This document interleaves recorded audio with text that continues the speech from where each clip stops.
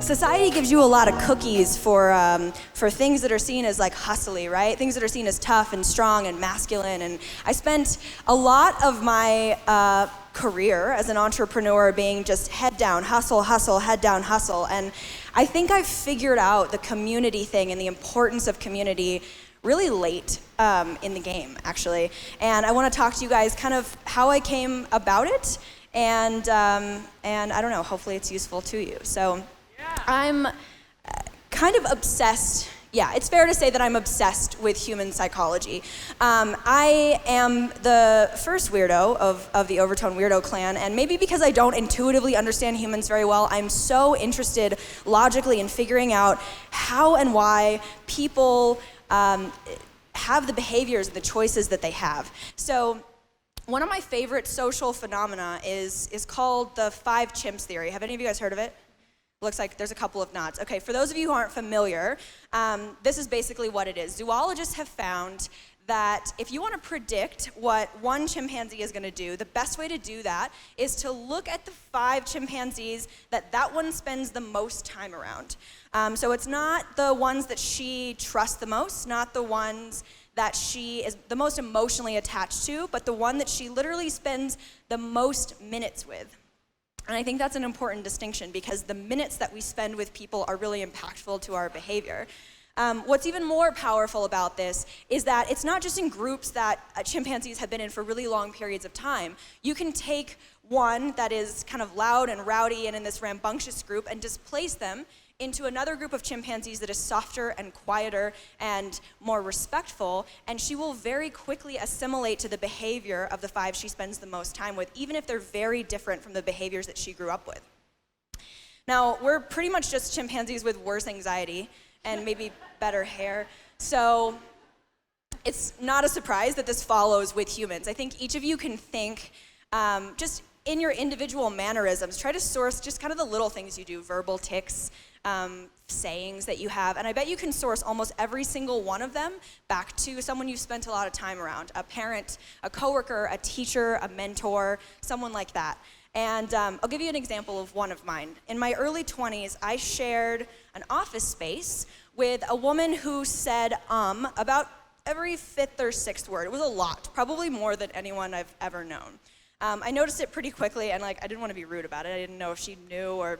Anyway, I sat next to her, and no surprise, after spending 40 to 60 hours a week for several months next to this person, I started picking up this exact same verbal tic.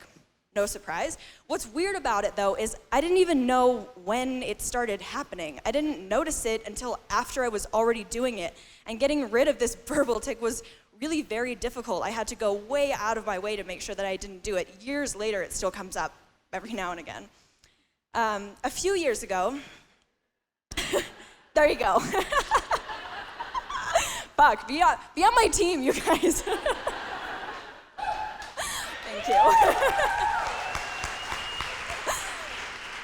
So this happens across kind of a big spectrum of behaviors, not just little things, not just positive or negative things, it's kind of all over. A few years ago, I joined a group called EO. It's a global entrepreneur group, and I went out of my way to start putting together a group of female entrepreneurs that I could spend time around. During this kind of hustle, head down phase, I reached my head up at some point one day when I had enough space to breathe for the first time in a while and realized, fuck, I don't have any friends who understand what I'm going through right now. So I decided it makes sense to try to do that. I started building this group of female entrepreneur friends, people who were really inspiring to me, people who were peers, and people who were doing things that I really wanted to do. And I've always been a pretty optimistic, goal-oriented person. And even still, after spending time, just a couple of months with these women, I found that I had a confidence that I had never had before. It was incredible. It was this all-consuming sort of, I could do no wrong because I could see it around me. I became more tactful, more empathetic. I became a better team builder, a better communicator, more well-spoken, more strategic. And goals that previously looked to me like likely to achieve now seemed totally inevitable, like there's no way I could fail. And what's great about this is it didn't even happen on purpose. It was this effortless kind of accidental thing that was just the result of spending a lot of time around people who were doing incredible things that I also wanted to do. Now, the thing about human psychology is that just understanding a theory doesn't mean that you can control your brain. You can't use this to your advantage in the sense that you can't just decide to take only the positive things out of your friends. You can't select these 5 people and decide, I'm only going to take the positive attributes from you. That would be great, but that doesn't work.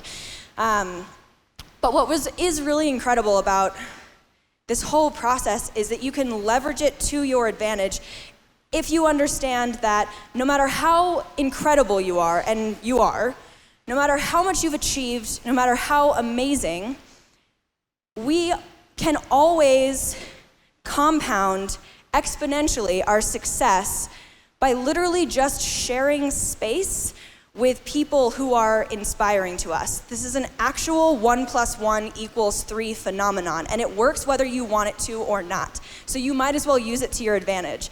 And in that sense, this is a literal place where we are on a day-to-day, weekly, monthly basis, unstoppable together.